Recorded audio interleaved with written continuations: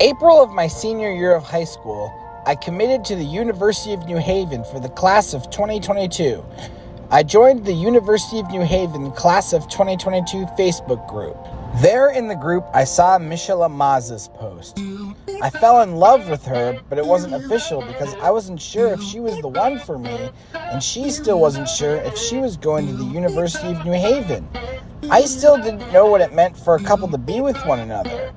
One of the two reasons why I was anxious about getting to know her was because I was too skeptical on whether or not I would last in my life. I told her my interests, and she found them amazing.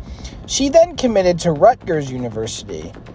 After I was overwhelmed with band camp and yet commuting only made it worse, I admitted to Michela that I liked her, but I confused the text. She blocked me due to me liking her on social media. After I tried to contact her to clear the confusion, I said, she thought I was trying to stalk her.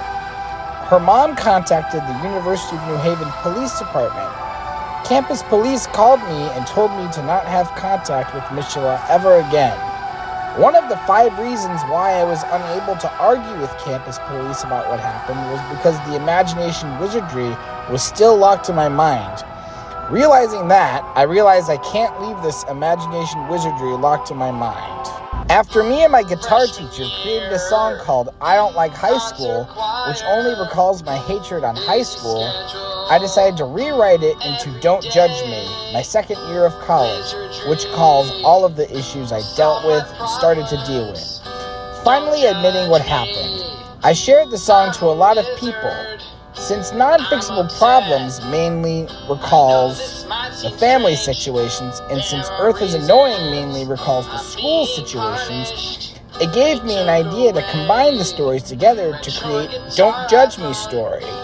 Since I had nobody to talk to during my freshman year of high school about the family problems, but had 3 times more people to talk to when non-fixable problems was created, I wanted to give it an opportunity to talk about how my grandma's half-in-law apartment and Uncle George's traditions bailout were issues that added on when my depression started freshman year of high school. A lot of other activity didn't go the right way after I admitted my wizardry response freshman year of high school. Even after Don't Judge Me was written, I was at community college for a temporary school, even though I never wanted to attend community college, but had to because I had no other choice. Once a new virus called COVID-19 got tackled by the political government instead of the Center for Disease Control and Health, even though the CDC is better at tackling new viruses during my 3rd semester of college, it gave restrictions that led to social distancing and lockdown. People thought that wishing COVID-19 never existing would end the restrictions, but that only made it worse. Despite the restrictions only being temporary, it's affected lots of people permanently. Because of the lockdown and social distancing, being at community college, and more activity not going the right way, I became even more skeptical on whether or not I would last in my life. A year later, I wrote a song called Bridget. It took me 12 years to realize that she's here for me anytime after she supported me every time I cried in 2nd grade. 3rd grade, after we weren't in the same class, I learned how to get what I wanted instead of crying. In middle school, we were never in the same crew. Her girlfriends didn't associate with my guy friends as much as elementary school. She stopped doing the theater shows, and she was in the chorus-only group while I was in the band and chorus group. In high school, we took completely different paths as I was in the music department and she was in the art department. Because Bridget and Don't Judge Me both recall hard years I went through, and since it's been about an event that happened 13 years prior to when this song was written, I compared the two together on how they were established. When the morals between how both of the songs were written were thought, I realized that maybe I should admit what I decided to do before I decided to be a wizard. After we lost a boy from suicide a year prior, in support for suicide awareness 7 months later, I decided to talk about 2 times when I felt a little suicidal. When I mistaken myself for being the biggest loser in my middle school 7th grade, and when I almost felt a little suicidal when my parents didn't sign me up for confirmation class 8th grade, despite my baptism, Catholic blood and no Jewish blood, my reconciliation, and my first communion. This helped me admit what I had thoughts of doing before I decided to be a wizard. When my spring semester of my 4th year of college came, I realized that all the folks same year as me were going to graduate soon, and I was going to be stuck with all younger students.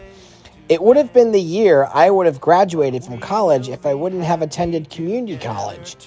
I never wanted to attend community college, but I had to because I had no other choice. In my music technology class, we were required to write a podcast. Since I was thinking about my delayed graduation and talking about it a lot, I decided to write a podcast about what caused me to end up at temporary school, even though I never wanted to. The tertiary reason was because I have become too skeptical on whether or not I'd want to last in my life, since imagination wizardry depression messed up a lot, and yet the other activity not going the right way has made me even more skeptical. I explained the full definition from all the problems I dealt with and started to deal with.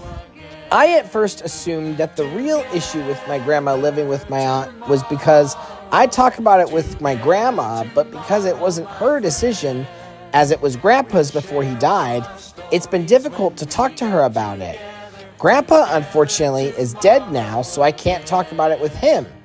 What's made it even more hard is that there's also been two sides to the same story on how the apartment was built from all the other relatives, which has made it even more complicated.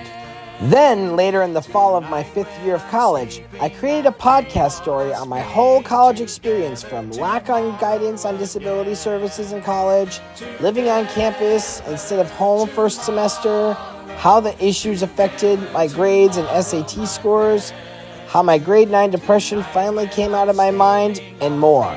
I at first thought that writing from when the family issue started would be enough to explain the family situations. In reality, it wasn't enough to address the fact that they never got resolved.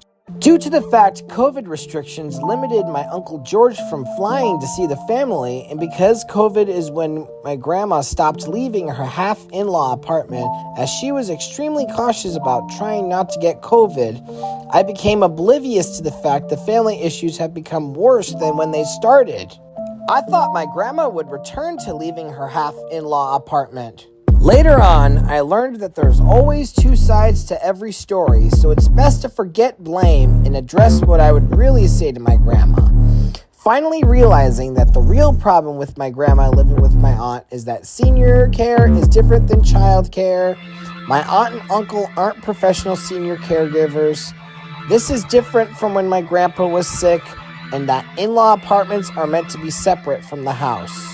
After a second summer with George visiting the family alone for a general visit instead of a business trip, I had later learned that Uncle George went hyper-independent when his children turned 18 years of age. He gave his children their own travel decisions simultaneously instead of gradually, despite the fact the adult world is a very, very big step in life. And more importantly than freedom, you also gotta take more responsibilities and take things more seriously. He just thinks that the best way to see him and his family is by going out to South Pasadena, but he's wrong. He can't only rely it by going to Los Angeles. It's best to take turns when seeing the family. Also, my grandma can't fly. It's especially hard to resolve the traditions bailout forever since he lives out on the other side of the country. Grandma remains the same for being unable to leave her half-in-law apartment. With it being hard to visit her and at the same time unable to leave her place anymore, Grandma does even more excessive calls than before. My depression has come back again and has made me even more skeptical than before. A lot of new activity hasn't gone the right way, even after the podcast was written and even after I admitted my original thoughts before I wanted to be a wizard. Family problems have never gotten resolved and are worse than when they started after Grandpa died. My rough college experience and how it's not over, as I got a lot to catch up on because of that and need more time to think about graduate school because of my delayed graduation. My sister having a huge addiction to TV and not getting a job, which has created financial problems in my family and her huge shyness. Yet her shyness became huge unexpectedly, despite it not having an explanation. Complicated COVID, despite it not being new. My cousin violating my privacy by disclosing about the girl I had a crush on in kindergarten, which is a violation toward my privacy rights and my dating rights, as I'm not interested in her anymore, and I'd rather be with someone who I feel comfortable with and not based on childhood feelings. Summer being unpleasant now, especially since 2023 was the worst summer ever. My grandma being a pain in the neck. Thanksgiving being unpleasant now and for the past 4 years. My Uncle George hitting me up with additional questions. Christmas being unpleasant now. My New Year's Eve being unpleasant. And who knows on whether or not new activity will go the right way during my next 6 years of being out of undergraduate college. Realizing that, I also realized that there were 5 facts from the family problems I accidentally missed in my podcast. My aunt and uncle aren't professional senior caregivers. This grandma care is very different than when my grandpa was sick. In-law apartments are meant to be separate from the house. You gotta take adult life more seriously, and take more responsibilities is more important than freedom. And the most important of them all, not all of the problems got resolved, and some have gotten worse throughout the years. Because family is family, and we must get together and help out, family comes first and long-distance friends come second. Because taking more responsibilities is more important than freedom when being an adult, in-law apartments are meant to be separate from the house, my aunt and uncle aren't professionals, senior care is very different than childcare, and this is very different than when my grandpa was sick. How I want the problems to get resolved is this: getting rid of my grandma's in-law apartment and helping her explore alternative housing, George and his family resuming coming out for the traditions, George to fully understand that family always comes first and long-distance friends and traveling all come second, and George to fully understand that more importantly than freedom in adult life, you also got to take more responsibilities and take things more seriously. The problems are this: I don't know how we can get rid of my grandma's in-law apartment since it has no kitchen and shares the same kitchen and walkway and can't be rented out. Construction was already paid for, and don't know if grandma is willing to explore alternative housing. I don't know if it's possible for George and his family to resume coming out for the traditions because he lives out on the other side of the country. With his wife Darlene not working at all ever since she moved to Los Angeles, it's harder for them to afford flying out.